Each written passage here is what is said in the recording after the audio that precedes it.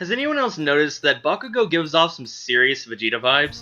For starters, he's super prideful, he's very arrogant, he even has a superiority complex towards the main character. Those similarities just don't stop there, but those have kind of been around for a while. We've known about that, and towards the end of this episode, before the credits, kind of solidifies the fact that he's like Vegeta, that it gives off Vegeta vibes. Izuku had chased Bakugo outside of the school. Bakugo was heading home. He had accepted that he lost to Deku, that he has a lot of flaws. Being defeated by Deku kind of brought him down to earth, so to say. It made him realize he is super arrogant, that he's super prideful, that he has a lot to learn, he has to grow more. He's not going to be able to beat everyone. He witnessed a lot of the other training exams, how everyone's quirks are and how strong they are. You have 4 kids who were admitted to school based on recommendations alone. Todoroki, Momo, and 2 we still do not know who they are. Well, us anime-onlys don't know. And he realized he can't defeat them. He has to grow stronger. He's not the top shit and everything. And when Deku declares that he got his power from someone else, that he was quirkless, that he didn't trick him in the exam, that he couldn't control his strength, it was just someone else's strength right now, but he wants to make it his own. He wants to defeat Bakugo once he's made that strength his own. He wants to defeat him with his own strength. After he declares that, Bakugo declares back as well, he's going to defeat him. So they basically became rivals. They go from this whole bully-victim dynamic to rival dynamic now, and I love that. Eventually along the line it might develop into good friends, possibly even best friends dynamic, but at the moment, it's just the rival dynamic, just like Vegeta and Goku. Bakugo's fuse has been lit, so to say. He knows he needs to get stronger. He has to get a lot stronger if he wants to beat people like Todoroki, or the Electric Guy, or even Momo, and he has to get smarter as well. We already saw that he was being cautious. He was learning in the fight, as Izuku was learning in the fight, but he was more reckless and more hard-headed than Izuku. He could still be strategic, and he's a natural ball of instincts, but he needs to get stronger if he wants to have any chance of defeating the really tough cookies in their class. Now, let me backtrack a little bit. We got basically a whole showcase, a whole reveal of everyone's quirk in the class. It kind of sped through everyone else's exams, except Todoroki's exam was a little bit faster. Well, he won faster than everyone else, pretty much. Todoroki is the guy who's half covered in ice, and we come to find out the other half would be fire. His quirk is half cold, half hot. Now, go back a couple episodes. Remember when Deku was introducing All Might, pretty much? Well, not necessarily introducing, just giving us a little bit more light to shine on UA and All Might, and so to say, and how you have to graduate from there to be a true top hero. We got a glimpse at Endeavor, and I had mentioned that I want to see more of him. This is just a theory, but is Endeavor Todoroki's father? Because we found out in episode 1, when 2 people with a quirk have a children, their child has a chance of inheriting one of their quirks, or it has a chance to inherit both of their quirks in some sort of form. Because if Deku had gotten his mother's or father's quirk combined, it could have been like breathing fire with telekinetic powers and all that.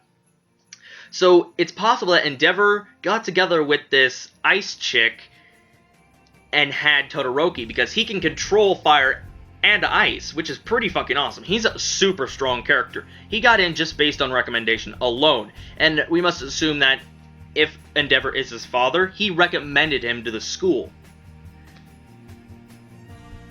You don't want to fuck with Todoroki, and it's just so fucking creepy when he's in his half ice form, and that eye is just pure red.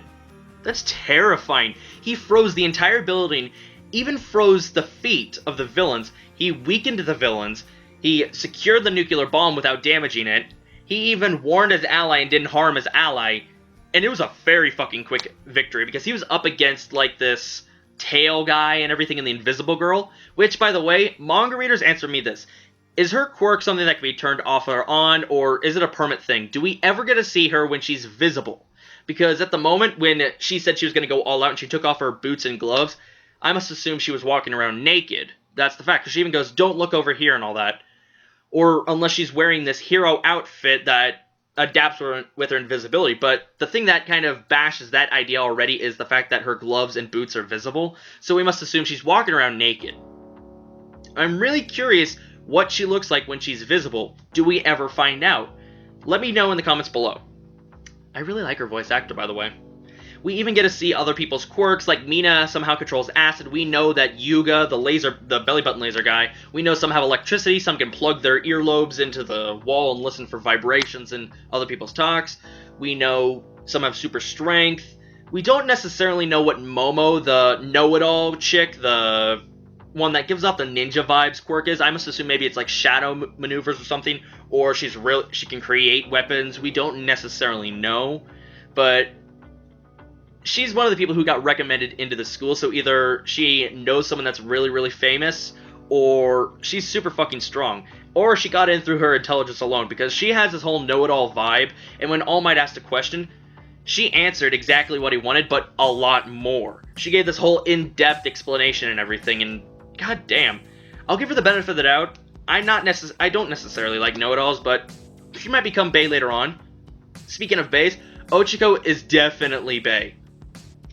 How Tsuryu, the frog girl, Mina, and Ochaku were watching out the window as Bakugo and Izuku were confronting each other outside of the school, and Ochiko just keeps going, fate a battle between men, fate a battle between men. It's just so goddamn adorable. But speaking of adorable, Mina, the moth girl who can apparently control acid, I don't know if that's correct or not, but it looks that way because it kind of melted part of the Yuga or the belly button laser guy's cape when it got on it. She is so goddamn adorable. When Izuku walked into classroom, and it was late afternoon after he got out of the nurse's office, he was still injured. He couldn't heal himself. He's been in there 3 times since the beginning of the school, and it's like the second day of the school year, so he doesn't have enough stamina to heal himself. So he had to rest throughout the entire exercise, and he has to come back in the next day after he gets a good night sleep and everything, and restores his stamina before she could fully heal him again. So when he walks in there, everyone's just reviewing the class and everything, and he gets mad respect from other people in the class. Like, you have Ijiro, you have all these people. The one guy who was going, that's not manly thing to do, or Bakugo, a surprise attack, and stuff like that. He gets some mad respect from everyone else. They even go, because you guys gave it your all in the first exam, the first test, we had to go all out ourselves. And Mina, she's just jumping up and down. She keeps repeating, you're so good at dodging! You're so good at dodging! She's so goddamn adorable. Holy fuck. Even Tsuryu, the frog girl and everything, I've gotten used to her voice actor, and her character design has kind of grown on me, and it's kind of gotten adorable in its own way. Oh my god. God damn. And I really gotta give it to the author, or just even the production company, because they could have screwed it up. I know this is probably still a flawless adaptation of the manga, and for Bakugo in general, he always had this villain vibes, like he's gonna go down the wrong path. We already knew his quirk accelerated him down the wrong path, but he could have used this moment where his heart was fragile from losing, from having his pride damaged. He has a lot of pride in himself, and he could have used that to speed him down the villain path. Who knows? I may be wrong, we may get a plot twist and he joins the villains later on. I do want to see the dynamic where you have Izuku all fighting all out with his quirk and everything, and able to land blows on Bakugo in almost maybe a death match. I do want to see that, but it's really interesting how he kind of heals Bakugo's heart. Bakugo accepts that he lost and that he wants to get stronger. His fuse has been lit. So congrats on not going the villain path. He could have gone to like Sasuke Uchiha at it, but he kind of went the Vegeta path where, well, maybe he's going in the opposite direction. He's turning good to bad, but he's still in the good stage. We don't know, but I'm assuming he's going to stay good throughout it, and that he's going to actually get closer to Deku, and he's going to probably become a good close friend. Now, I can't call this a review if I don't talk about the after credits scene. Holy fucking shit. All the villains we saw in the opening, the hand guy, the shadow, purple shadow guy and everything, and every other villain in the opening was revealed. They're planning something, and they even go as far to say, very fucking ominous dialogue, what would happen if the symbol of peace, All Might, was killed by villains? So they're planning on killing him, and the hand guy is creepy as fuck. So we don't know what they're planning, but I assume that'll lead us up to the end, and we're going to end off in a big spectacular fashion for this season. Hopefully it doesn't disappoint the manga readers, and hopefully it's not a shit ending that gets rushed or that becomes anime original. One last thing before I go. When All Might was talking to Recovery Girl in the nurse's office, well, it's funny how All Might doesn't know how to guide a person necessarily. He spoils Izuku because Izuku's his favorite, he's his successor, and Recovery Girl knows that he got his power. All Might mentions that the principal, Recovery Girl, his close friends, and Midoriya are the only ones that know about his quirk One For All, what it does, while his not hulky form, his frail form, is known to everyone in the staff of UA.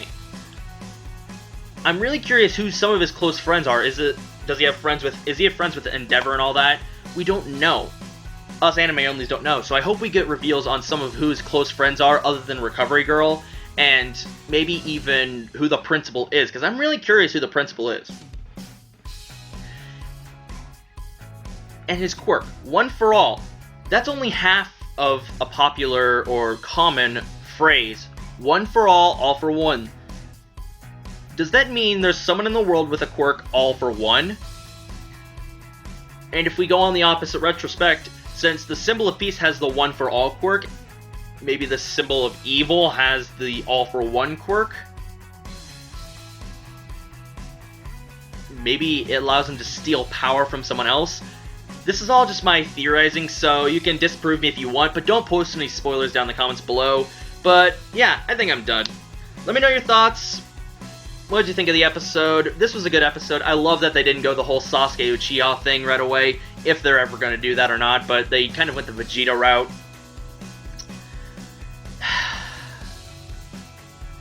Izuku got some mad respect from his classmates. I like that.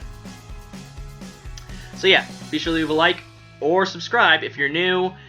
This is Alex Nation signing off. Check out the links in the description where you can go and add me on Twitter and Facebook.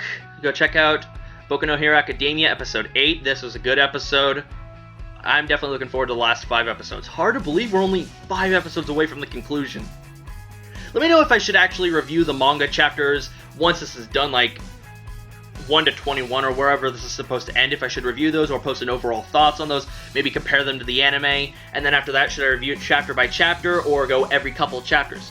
So yeah, answer some of my questions, but thank you all so much for watching. I really appreciate everything. I love talking to you guys. I love that you share my videos around, and I love that you take the time to watch these. They have gotten longer over time, I'll admit, but yeah. Have a nice day, watch lots of anime, read lots of manga. Bye-bye, guys. Have a good one.